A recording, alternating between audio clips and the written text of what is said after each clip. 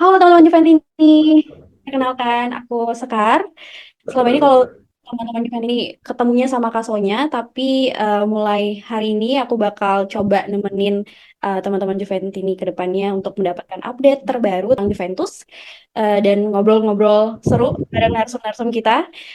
Jadi kita sebenarnya bukan menggantikan Kak Sonya ya, tapi lebih ke aku bakal menemani aja nanti ke depannya gimana.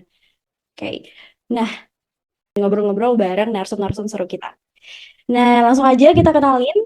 Dari narsum pertama ini ada Mas Rocky. Boleh disapa Mas teman-teman Juventini? Halo kawan-kawan, gua Rocky. Ya, sekarang gua yang menjadi narasumber karena ada Bang Jeki yang berhalangan hadir. Gua dari Tangerang Selatan. Wih, terima kasih nih. Hostnya baru nih ya kan? Mantap. Di sini Mas Rocky, semoga cocok. Ya, Oke, siap. langsung ke Mas Adi ya, langsung Mas Adi. Boleh disapa teman-teman Juventini ya? Halo fans Suara Diventini, gua Adi dari Palembang. Wih, Wah, Palembang. Wong Kito kita Gilo. jadi Jawa Sumatera ya Mas. Iya, Oke. mantap. Eh, Mas Rocky, Mas Adi, kita langsung masuk ke pembahasan kita yang pertama nih, Hmm, terkait hmm. dengan pertandingan Empoli dan Juventus yang baru aja di hari Sabtu kemarin. Ya. Nah, itu lagi-lagi skornya dapat 0-0 nih, Mas. Hmm. Gimana nih tanggapan dari Mas Rocky dan Mas Adi mengenai dua pertandingan terakhir yang eh, bahkan Empoli pun Juventus masih 0-0 nih, Mas. Oh Mungkin gitu. boleh Mas Rocky. Oke, Gimana? siap. Baik, terima kasih Sekar atas kesempatannya.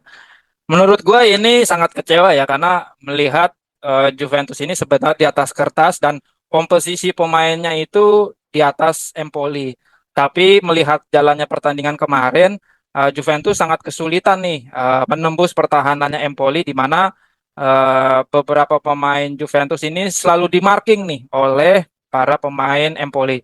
Sebenarnya beberapa peluang sudah tercipta, hanya saja masih belum terrealisasi. Seperti kemarin ada beberapa peluangnya Dusan Vlahovic, one on one malah ya kan, ini malah tidak gol.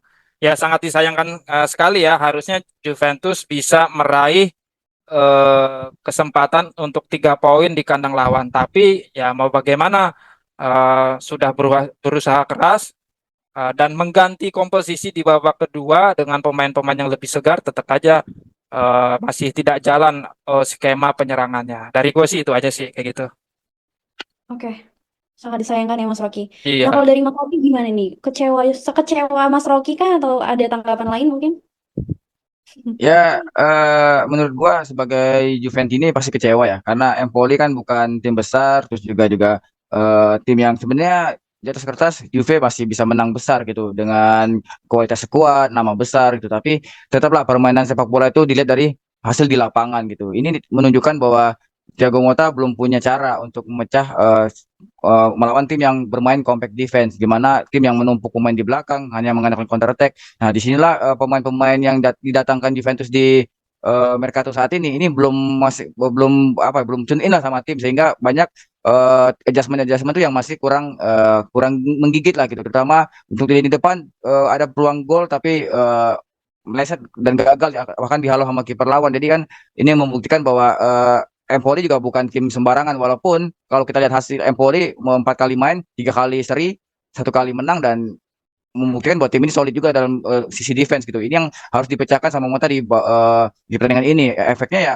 karena gagal mencetak gol dan juga hanya si Mota tidak punya plan B untuk bagaimana memecahkan low block lawan, sehingga ya hasil 0-0 ya ada hasil yang bagus buat Empoli, tapi buat Juventus hasil yang buruk gitu. Tapi kalau dari sisi permainan, ya ini masih PR-nya Mota di pertandingan ini untuk pertandingan kedepannya, bahwa ketika melawan tim yang bermain yang sedikit parkir bus atau bermain bertahan, ya Juve kesulitan untuk lawan tim seperti ini. Ini kan di PR Mota karena akan banyak tim-tim akan mengikuti cara main Empoli untuk melawan Juventus kedepannya. Begitu, Sekar. Oh. Oke, oke. Mas kalau misalnya kita flashback sebentar ya ke Hmm, hmm, pertandingan itu, kita misalnya di babak pertama itu Juventus sebenarnya cukup mendominasi ya Mas. Tapi hmm, ternyata masih kesulitan nih membongkar pertahanan tuan rumah. Nah, hmm. secara spesifik boleh nggak Mas diberikan analisa sedikit ya? Apa sih sebenarnya penyebab Juventus nih gagal membobol gawang Empoli? Dari Mas Rocky lagi, coba silahkan. Baik, makasih Sekar. Babak pertama Juventus sangat mendominasi jalannya pertandingan. Bisa dilihat di mana statistik penguasaan bola itu di atas jauh oleh Empoli. Apa sih yang menyebabkan Juventus ini sulit untuk mencetak gol? Kalau dari gua sih analisanya pertama mungkin harusnya sih ya, dipasangnya Nico Gonzalez ini bisa memberikan efek signifikan ya dari skema penyerangan, tapi mungkin si Nico ini sedikit kelelahan setelah bermain di jeda internasional di negaranya Argentina, walaupun dia mencetak gol, tapi karena melihat jadwal yang sangat padat sehingga harus balik lagi di sini kayaknya agak sedikit kurang bugar kayak gitu kan. Apalagi kita melihat kalau Nico Gonzalez ini di Fiorentina itu sering merangsek ke dalam pertahanan lawan sehingga ini yang tidak kita lihat di partai antara Empoli melawan Juventus kemarin. Dan satu lagi yaitu mungkinnya dari pemain tengah kita itu beradu fisik terus nih dengan pemain tengahnya Empoli sehingga ya udah bener ngumpul di situ aja, balik lagi back pass ya kan, terus melihat lebih menunggu ruang dan mentok lagi ya kan, jadi tidak ada tusukan-tusukan ke dalam pertahanannya Empoli. Dan Vlahovic juga yang sangat disayangkan, ini striker udah kita beli mahal, udah istilahnya kita sangat bertumpu sama dia, tapi kok gol juga tidak kunjung datang ya kan. Beberapa peluang juga agak disayangkan ya, sebenarnya bisa diciptakan gol. Ya kalau dari gue sih seperti itu sih sekarang. Jadi kalau dari Mas Rocky menilai kalau Juventus ini kurang menggunakan peluang-peluang yang sebenarnya ada gitu ya Mas, Ya, sempat betul. jadi. Oke, kalau dari Mas Adi gimana Mas analisanya? At least gue sedikit setuju ya sama apa Bang Rocky bahwa kita kurang hanya di masalah finishing gitu. Kita punya banyak peluang tapi gagal dimaksimalkan gitu. Untuk semua lini kan ini Juve mainnya bagus banget ya, khususnya lini tengah, lini depan. Hmm. Hanya lini tengah dan lini belakang, maaf. Lini depannya kita sedikit underperform karena strikernya juga tidak bisa memaksimalkan peluang yang sangat-sangat enak gitu ya untuk seorang bomber sekelas harga 75 juta euro harusnya itu gol gitu. Tapi Iya. disinilah bahwa tim ini belum masih banyak PR yang harus diajar sama Mota bahwa ketika ketemu tim seperti ini apa sih solusinya gitu. Dia masukin pemain penggantinya ternyata tidak lebih baik daripada pemain starter yang bermain. Hmm. Sehingga performa Juventus di depan tuh tidak menggigit gitu. Ketika Juve butuh gol, pemain ini bingung gua harus ngapain gitu. Dan second line tidak punya solusi apa yang harus dilakukan ketika lini depannya deadlock. Ini kan yang harus banyak banget PR-nya Monta dari Empoli ini pembelajaran nih sebelum kita akan ke next match-nya yang Liga Champions terus ketemu big match lawan Napoli. Jadi dari pertandingan ini membuktikan bahwa ya pengalaman seorang pelatih dan adjustment taktikal itu juga penting untuk seorang pelatih besar gitu. Dan kalau ingin Mota menunjukkan sebagai pelatih besar, dia tunjukkan di 3 game ini gimana adjustmentnya. Dan ternyata dari game Empoli, adjustmentnya Gatot masukin Bangula, masukin Weah yang cuma bisa lari-lari doang, terus juga lini tengahnya nggak bisa menjadi second choice untuk ngegolin, itu juga membuktikan bahwa Juve buntu di match ini gitu. Kita hanya mengandalkan Vlahovic, kalau Vlahovicnya nggak gacor, ya tim akan kosong-kosong terus di match-match berikutnya karena kita butuh second line yang bisa shooting dari luar kotak penalti, bisa menarik lawan, bisa kombinasi. Ini yang tidak dilakukan, Mbak. Bahkan kita hanya fokus passing bola ke sayap terus kasih ke Vlahovic itu terus mainnya. Jadi ya seakan-akan buntu. Jadi kita nggak punya solusi gimana cara memecah lini pertahanan lawan yang ketat gitu. Ini yang akan jadi PR di match selanjutnya. Walaupun di pertandingan ini membuktikan bahwa seorang Mota masih perlu belajar banyak untuk hal-hal seperti ini. Karena ketika dia ngelatih di klub sebelumnya, hal ini nggak pernah terjadi. Dia nggak akan pernah ketemu tim besar atau tim kecil yang bermainnya kayak gini ketika lawan Bolonya gitu. Ketika dia ngelatih Juventus, ya semua tim akan mainnya bertahan melawan Juve. Ini akan jadi PR buat Mota ke depannya. Jadi sekaligus apa pemain-pemain juga akan belajar bahwa ya kita butuh variasi serangan sebenarnya. Nggak hanya mengandalkan strikernya dia bisa nyetak gol. Semua pemain bisa nyetak gol, even kiper pun sekalipun gitu. Oh, gitu. Mungkin gua tambahin sedikit dari Bang Adi ya. Sorry Sekar. Eh, Silakan Mas. Mota ini lulus di Conversiano atau PSSI-nya Italia itu dengan nilai tertinggi di teorinya. Tapi dia terjun di Bolonya itu sangat bagus, memiliki kapabilitas dengan pola serangan yang didukung oleh pemain-pemain yang support dia. Pindah ke Juventus dengan tensi atau pressure yang tinggi dan tuntutan dari manajemen yang juga tinggi.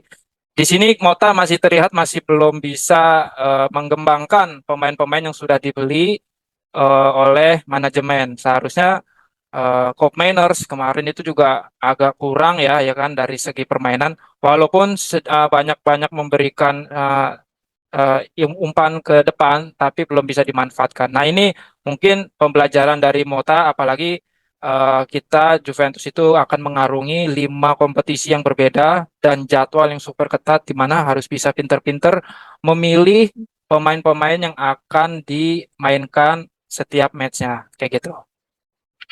Oke, thank you Mas Rocky, Mas Adi. Nah, Ya. kalau menyambung dari analisa Mas Adi tadi ya, Hmm. fokus pada pengembangan pemain yang maksimal oleh Mota.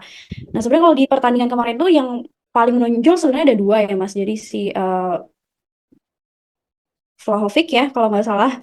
Nah, itu sebenarnya kalau untuk pemain Juventus sepertinya belum rata ya Mas, performanya tuh belum maksimal gitu. Nah, kalau dari Mas Rocky dan Mas Adi, gimana sih tanggapannya mengenai rating para pemain saat ini gitu? Terlebih lagi pemain yang diharapkan menjadi bintang di musim ini seperti Colt, Nico, Douglas, dan Yildiz itu ternyata belum tercapai gitu. Mungkin boleh dimulai dari Mas Adi. Silahkan Mas. Ya, ini kan nyaris skuadnya baru ya, khususnya lini depan. Karena kalau dari skuad musim lalu, lini depannya tinggal cuman Vlahovic doang nih yang sama. Sisanya kan Nico, Koop Miners, itu kan pemain baru. Mungkin even Yildiz lah, tapi musim lalu Yildiz juga sebagai backup ya. Tapi musim ini kan sebagai starter gitu. Dan datangnya Nico, Koop Miners, itu kan si pelatih juga baru. Otomatis kan ini butuh penyesuaian lagi, taktiknya seperti apa. Apalagi Nico terus sama Koop Miners ini datangnya di bulan-bulan akhir ya, menit-menit akhir Mercato. Jadi emang benar dia tidak ikut preseason sama Juve. Jadi emang butuh penyesuaian lagi. Ini anggap aja di bulan ini adalah preseasonnya buat pemain-pemain ini. Karena dia ketika main di Juve, Liga udah mulai gitu. Jadi untuk adjustment taktikal, pemahaman taktik dia butuh waktu. Nah, di saat kompetisi September ini Juve punya jadwal padat. Ini kan yang akan jadi apa ya dua hal yang sangat berbeda buat pemain ini. Gimana Juve tetap harus perform untuk mencari poin untuk mengejar prestasi, tapi pemain ini juga butuh adaptasi sama tim. Ini kan yang harus dipikirin lagi seorang pelatih gitu. Kalau kita masalah kualitas ya, ini nama-namanya ya kualitasnya udah top di level Serie A. Tapi untuk ketika main di Juventus, pemain ini punya punya label. Pemain harganya 50 juta. Nico Gonzalez itu pemain bagus. Jadi beban pressure ini yang dia harus kalahkan dulu sebelum untuk bisa perform maksimal di Juventus. Nah, inilah ketika Juve beli pemain dengan harga yang sedikit cukup mahal, ekspektasi fans dan semua media itu besar ke pemain ini. Nah, apakah pemain ini bisa apa namanya menunjukkan bahwa harga itu pantas buat gua? Apakah pemainnya akan under pressure atau flop? Itu tergantung performa di lapangan. Dan disinilah kebutuhan disinilah fungsi seorang pelatih bahwa pemain bisa perform maksimal ketika tim ini kondisinya bisa harmonis gitu. Maksudnya dalam tanda kutip tim udah tahu pemain ini tahu fungsinya role-nya sebagai apa di tim ini. Pelatih tahu pengen adjust taktikal seperti apa dengan pemain ini dan juga punya formasi yang ajak dalam tanda kutip. Tim ini udah tahu loh gue mau main kayak gini, pemainnya tinggal adjustment. Nah, ya kalau misalnya sistemnya belum ada terus tiba-tiba pemain baru datang, bingung nih pemain harus di blend ulang gitu. Terutama Vlahovic ketika dia main dengan pemain baru di belakangnya di second line-nya dia juga tampak bingung gitu. Gua harus ngapain? Gua harus seperti apa? Jadi benar-benar merasa kayak preseason tapi di kompetisi resmi karena kedatangan pemain yang datangnya tidak di awal-awal Mercato gitu atau di awal-awal bulan Juli. Ini kan yang membuat bahwa semua tim ini jadi adjustment ulang gitu. Walaupun udah bentuk awalnya kelihatan dan kita lihat tuh di 2 match awal yang mainnya bagus banget di Agustus itu kan tanpa Koop Miners sama Nico Gonzalez gitu. Jadi emang benar-benar squad yang udah di blend dari Mota selama preseason. Tapi ketika mereka datang ada pas lawan Roma di September awal semuanya kayak hilang gitu apa mungkin karena pemain ini belum adaptasi atau memang memaksakan pemain yang baru masuk untuk bisa tune in di semua partai besar jadi hasilnya 0-0 dan sekarang lawan Empoli after international break di mana Cop Miners itu tidak bermain di tim nasional malah ya belum tune in juga jadi emang butuh penyesuaian baru lagi di sistem di tim ini gitu apalagi setiap apa pemain ini punya karakter yang berbeda jadi ya harapannya sih ya ini pertandingan terakhir lah yang begini. Nextnya kita udah ketemu sih siapa pemain yang harus starter, siapa pemain yang harus apa namanya bermain di posisi 10, fungsinya apa, Vlahovicnya harus ngapain di kotak penalti dan semuanya tampak bingung dan Vlahovic seperti kita lihat bahwa seperti striker biasa aja ya di Juve musim ini gitu. Dengan harga 75 juta euro, gue rasa Mendingan Oh, Kean harganya ya. kemahalan sih. Harganya kemahalan sih kayaknya. Ini beli merek doang nih. Hmm. Tapi dari Mas Adi sebenarnya udah ngerasa per individu pemain tuh udah ratingnya udah oke, kualitasnya udah oke, cuman butuh harmonisasi sebagai PR Ya, dari Mota. Oke, kalau dari Mas Rocky gimana tanggapannya mungkin? Kalau dari gua mengenai rating pada match kemarin, gua kasih kredit poin yang pertama adalah Federico Gatti nih. Hmm. Mungkin off the box dari si Adi. Karena melihat Gatti ini pemain yang makin lama makin jadi nih, ya kan? Kemarin bisa dilihat di menit-menit terakhir 90 dia melakukan clearance yang sangat krusial bagi Juventus. Kalau enggak itu bisa gol dan kita kebobolan di menit akhir kayak gitu. Dan apalagi kepemimpinan dia di belakang itu bersama Bremer ini sungguh luar biasa.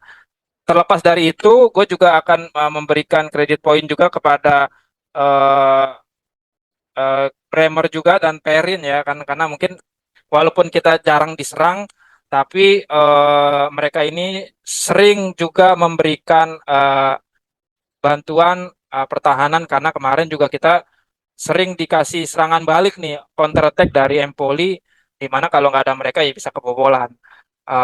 Terus benar juga kata Bang Adi, si Koop Meiners dan Gonzalez ini datangnya emang terakhir dan butuh adaptasi kayak gitu. Jadi sehingga pemain yang sudah eh, tune in dengan skemanya si Mota harus berpikir ulang lagi adanya Koop Meiners sama Gonzalez ya. Mudah-mudahan pada partai ke depan yang terakhir yaitu partai UCL melawan PSV Eindhoven sudah bisa diperbaikin, karena melihat ini kan UCL ya, beda lagi vibe-nya, udah beda ya kan, klub-klub juara dari Eropa itu berkumpul di situ ya kan, jadi permainannya nggak boleh kayak seperti ini lagi kayak gitu.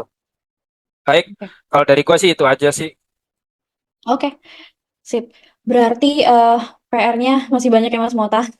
Iya betul. mm, Kita harapkan semoga di pertandingan berikutnya di Selasa ya, Hmm, Juventus bisa lebih perform dan pemain bisa lebih udah dapat harmoninya ya dan lebih balance performanya.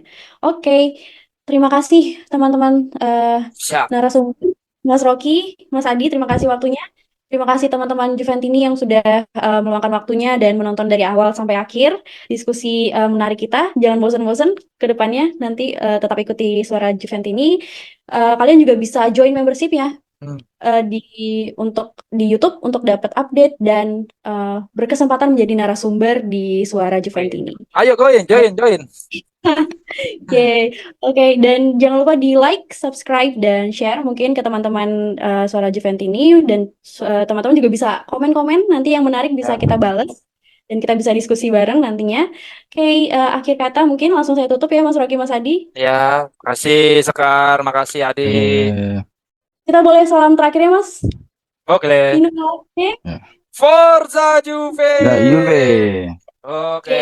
cakep ya kan. Oh, itu tadi Berapa menit, Bang Rob? kalau gue sih udah lewat sih tadi. Tapi mungkin ya nanti kita lihat 20. lah kayak gitu. Kalau Di di aku sini dua sih puluh menit. 20 menit ya. Tapi kan tadi awal ada yang retake Nih, ya 2 kali kan. tapi Iya. tadi aku ini apa namanya? Pas yang Startnya kedua. waktu beneran retake terbaru Oh sih. gitu ya udah nggak apa-apa. Ini gua stop dulu recordingnya.